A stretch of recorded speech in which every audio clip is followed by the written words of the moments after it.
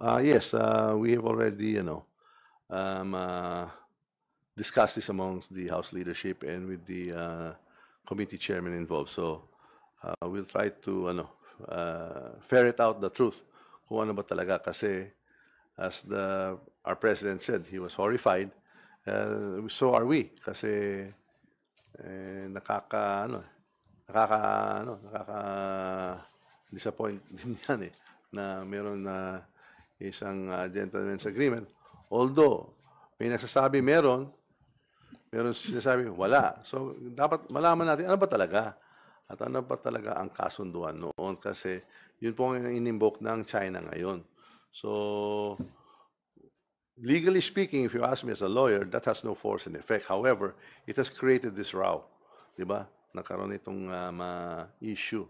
So, we have to ferret out the truth. Dapat malaman natin ano talaga nangyayari para hindi maulit-uli kasi hindi tama. Di ba? When there are international agreements, they have to be documented and they have been to be known in the public. Kung may treaty, kailangan ma-ratify pa yan. Kung EO yan, dapat napirma yan ng presidente, may documentation.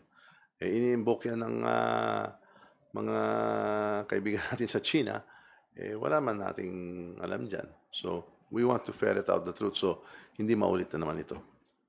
Sir, just to follow up, sino-sino mga officials kaya yung maiimbita? Past officials of the past officials. Yes. Up to President Duterte, possible, sir? Well, we can start out with the past officials kasi sila din ang dapat ang nag-execute kung may agreement, di dapat siguro yung foreign affairs nila, yung executive secretary, kung may EO, di ba? At saka yung mga nagsalita na meron.